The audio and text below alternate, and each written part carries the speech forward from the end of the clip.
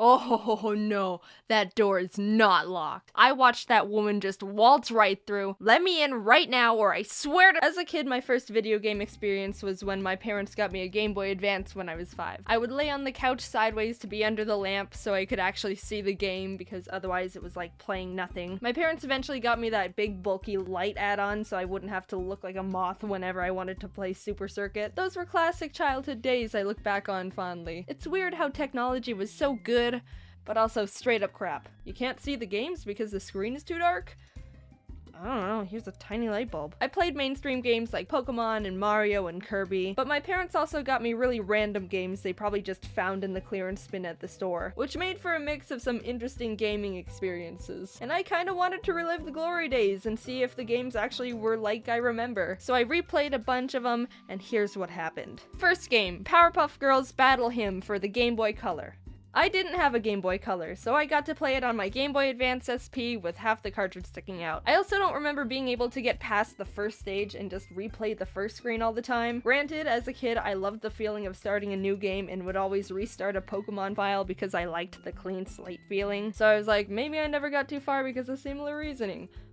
No, not the case. This game can go die in a hole. I love it, it's my childhood, but oh my god, someone could hit all of them with a hammer, and I would not be sad. You play as Bubbles, which, may I mention, looks weirdly buff. Even as a kid, I was like, is this Bubbles a man? You fly around and collect, like, everything. There's so many collectibles, and I don't know what any of them do. Rings, trading cards, plutonium, hearts, phones, people. But it's almost impossible, because the flying mechanics are like trying to control melting butter over a saucepan. The whole game is an ice level in the sky! There's also criminals afoot, and they're ready to fight you. You can beat them up, but I also like how if you just walk past them, they'll square up, and then just go, meh, whatever. This guy just straight up has a gun.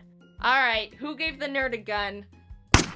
Ow! Ow! Stop! Ow! Stop! Also, what the heck is that? Is he hitting me? I don't think he's hitting me.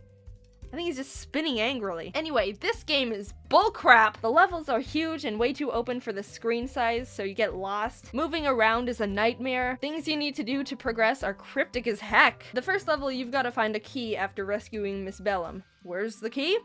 Under a secret cave that's almost invisible and hard to get to. That's not level 1 material. Oh, why wouldn't you want to explore the area and find it on your own? Because the controls are garbage, and I'm honestly just trying to survive. I stopped playing after getting halfway through the second area because it's all way too difficult to figure out without a guide. I watched this guy stream the game to see if I was just being an idiot with video games, and he wasn't having much different of an experience, so I felt better about myself after that. Next game, SpongeBob Battle for Bikini Bottom. As a kid, I remember really liking this game, probably because SpongeBob was my favorite TV show, so I was excited to revisit it.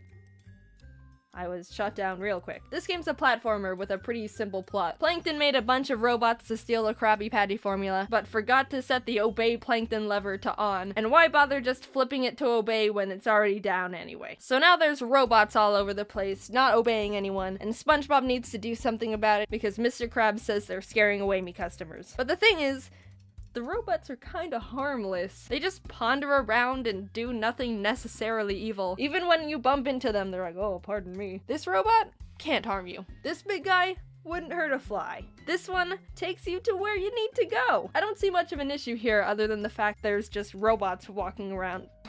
What was that? Does someone have a gun? Oh my god, this one's just a bazooka! So the majority of the enemies in the game aren't enemies. They're more just objects/platforms to help you get to the end of the level. But the thing about this game is that someone put the gravity to like 300%.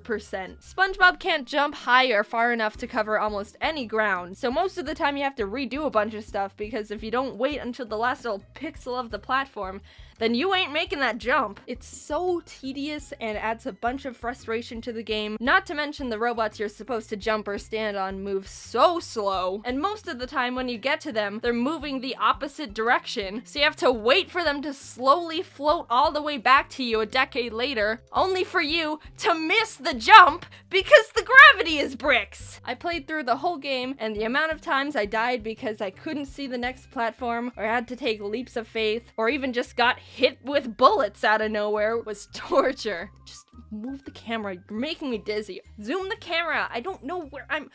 I can't. Oh my god. I thought the boss levels were decent. They're probably the easiest parts of the game though. The Patrick robot was horrifying and I don't want to see it ever again. I love this game. I have great memories playing it like 13 years ago, but right now it's dead to me. Great game. I played it a bunch as a kid. It can burn in a ditch. Moving on to Barbie groovy games. I know it sounds weird. Jaden, why did you have a Barbie game? Were you super girly as a kid? No, I wasn't. My parents just gave it to me and I played it because what else was I gonna do?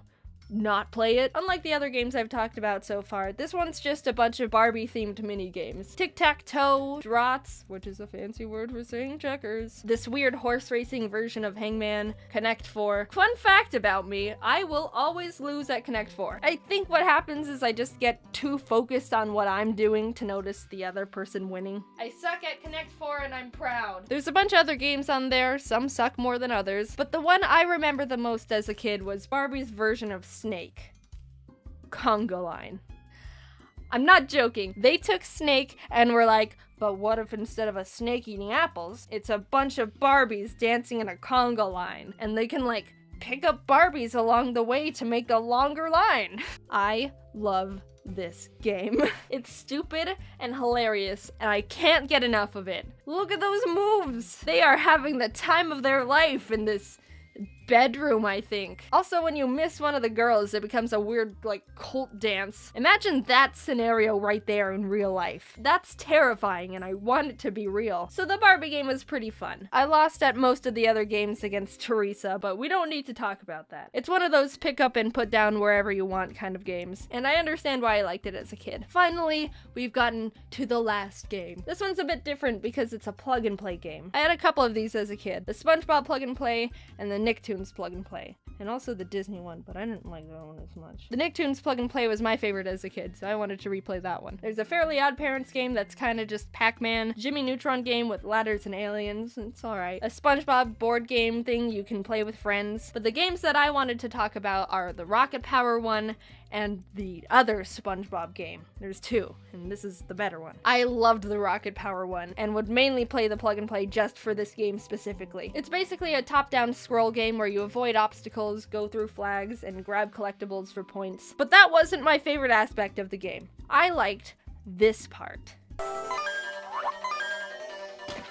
You get points from jumping and literally demolishing other skateboarders. My 7-year-old self would go out of my way every level to destroy as many other children as possible. I didn't care how much it slowed down my time. That was not my objective here. Overall, 10 out of 10 game, entertained me for years. The objective of the SpongeBob game was to shoot Krabby Patties into the mouths of everyone in town and grab the money they toss on the ground. I mean, it's not conventional, but I guess there's nothing particularly wrong with that business exchange. Everyone just wants a Krabby Patty, so as long as you don't run out of patties, you can kind of just shoot them at whoever. Oh geez, sorry about that, man.